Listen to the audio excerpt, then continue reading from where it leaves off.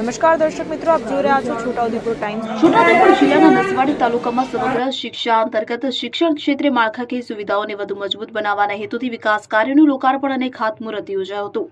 ધારાસભ્ય અભયસિંહભાઈ તડવીના હસ્તે જામલી અને ખોખરા પ્રાથમિક શાળામાં પૂર્ણ થયેલા નવા ઓરડાઓનું લોકાર્પણ તથા ધામસિયા પ્રાથમિક શાળામાં 5 નવા ઓરડા બાંધકામનું ખાતમુહૂર્ત કરવામાં આવ્યું હતું। સાથે જિલ્લા શિક્ષણ સમિતિના ચેરમેન આશીષભાઈ ભીલ, તાલુકા પંચાયત પ્રમુખ વિનોભાઈ ભીલ, પૂર્વ જિલ્લા ભાજપ પ્રમુખ જશુભાઈ ભીલ, પૂર્વ તાલુકા ભાજપ પ્રમુખ ગોપાલસિંહ ચૌહાણ, જિલ્લા મહિલા અને બાળ કલ્યાણ સમિતિના ચેરમેન લીલાબેન ભીલ, જિલ્લા ભાજપ આદિવાસી મોરચાના મંત્રી મહેશ ભીલ, નસવાડી તાલુકા યુવા મોરચાના પ્રમુખ પ્રવેશભાઈ રાઠવા સહિત સ્થાનિક આગેવાનો ઉપસ્થિત રહ્યા હતા। નસવાડી તાલુકાની જામલી પ્રાથમિક શાળા ધોરણ 1 થી 8 માં 5 નવા ઓરડાનું બાંધકામ પૂર્ણ થયું છે।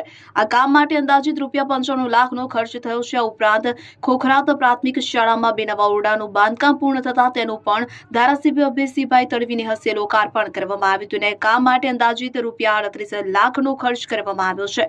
બીજી તરફ ધામસિયા પ્રાથમિક શાળામાં 5 નવા ઓરડાના બાંધકામની મંજૂરી આપવામાં આવી છે। અંદાજિત ₹95 લાખને ખર્ચે હાથ ધરનારા વિકાસ કાર્યનું પણ આજે ધારાસભ્ય અભયસિંહભાઈ તડવીની હસ્તે ખાતમુહૂર્ત કરવામાં આવ્યું। નવા ઓરડાઓના નિર્માણથી ધામસિયા પ્રાથમિક શાળાના વિદ્યાર્થીઓને પણ અભ્યાસ માટે વધુ સુવિધાયુક્ત માળખું ઉપલબ્ધ થશે। કાર્યક્રમમાં તાલુકાના સરપંચો, ગ્રામજનો, વિદ્યાર્થીઓ, શિક્ષકગણ તેમજ શાળા પરિવારના સભ્યો મોટી સંખ્યામાં ઉપસ્થિત રહ્યા હતા। નવા વર્ગખંડો અને શાળા ભવનોના નિર્માણથી નસવાડી તાલુકાની પ્રાથમિક શાળાઓમાં જરૂરી માળખાકીય સુવિધાઓમાં વધારો થશે। વિદ્યાર્થીઓને સુરક્ષિત, સુવિધાયુક્ત અને ગુણવત્તાયુક્ત શૈક્ષણિક વાતાવરણ મળી રહે તે દિશામાં વિકાસ કાર્યો મહત્વપૂર્ણ સાબિત થશે। સાથે જ શાળાઓમાં શૈક્ષણિક તથા અભ્યાસિક પ્રવૃત્તિઓ પર વેગ મળવાની આશા વ્યક્ત કરવામાં આવી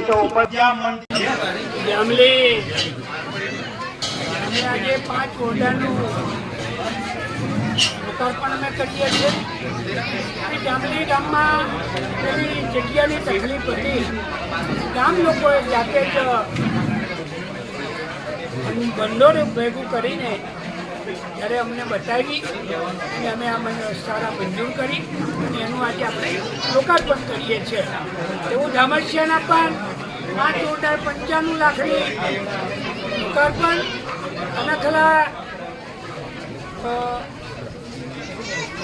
ખોખરા તનખલા 2 ઓરડા 38 લાખ, આજે લગભગ 2.5 કરોડ જેટલી રકમના ઓરડાઓનું અમે લોકાર્પણ કર્યું છે, કરવાના છે, બાકી છે। પણ મારે કહેવાનો આશય એટલો જ છે કે જામલી ગામ ખૂબ આદર્શ ગ્રામ છે। પહેલાં 317 આવાસ આવી અને આજે પાછા 150 પાછા ઉમેશભાઈ આ બધાની મહેનતથી બીજું પણ મંજૂર કરાવ્યા છે।